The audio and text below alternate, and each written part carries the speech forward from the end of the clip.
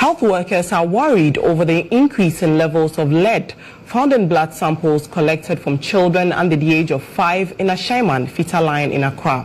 Many of these children are at risk of brain damage as most health facilities are not adequately equipped to test for lead contamination.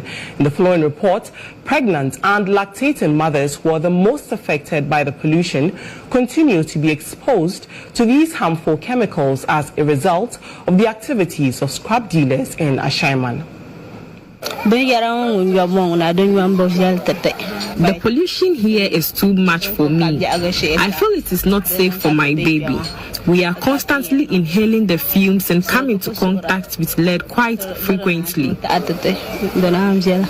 30-year-old Munira Malik is 7 months pregnant and has been living at Ashaiman Fita Line community for 7 years. Despite her condition, she's forced to come into contact with all forms of pollution as a result of the activities of scrap dealers. Munira had never heard of lead pollution until recently. Lead from used car batteries, oil from engines, and burning of car tires are among the many toxic chemicals residents here in Fita Line come into contact with daily. Like Munira, Sukaina Inusa is already fed up with the constant exposure to lead. She tells me her 9-month-old son always tries to consume the lead from used car batteries as they are often not disposed of properly. Sometimes you wanted to eat some. I know that it's not good.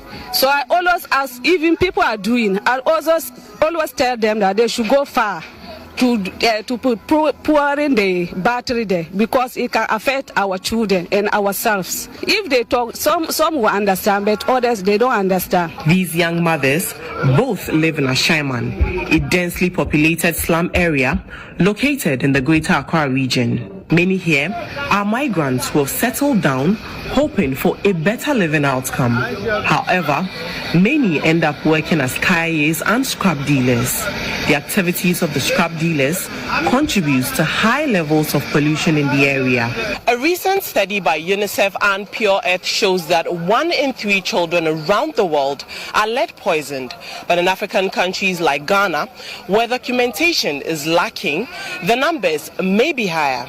Experts say lead pollution in Ghana has become a public health concern, and if the consequences goes unchecked, could have dire implications, especially on children, pregnant women and lactating mothers.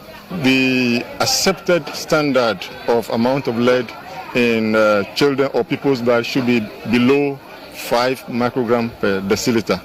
But unfortunately in Ashaiman, some numbers were as high as 37 microgram per deciliter, which were exceptionally high. Overall, the enlarged area of the Fita Line area recorded very high amount of lead in soil. Childhood lead exposure is estimated to cost lower and middle income countries like Ghana almost $1 trillion due to lost economic potential of these children over their lifetime. But most health facilities are not adequately equipped to test for lead contamination. To be honest with you, some of the conditions they bring are normally managed.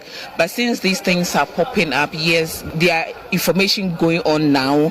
So doctors and prescribers are alert to be on the lookout of some of these symptoms when they come. Sources of lead exposure in Ghana include paints, some cooking pots, informal recycling of used lead acid batteries, some local eyeliners known in local parlance as Koli or Kaji, among others. Experts are calling for a stronger implementation of environmental protection laws by stakeholders, including the Environmental Protection Agency, to minimize emissions from lead-based factories into the environment. Back at Fita Line in Ashaiman, 30-year-old Zachary Drisu, who has been in the scrap dealing business for over 5 years, now understands the dangers of his actions, but says he does not have an alternative source of livelihood. I used to feel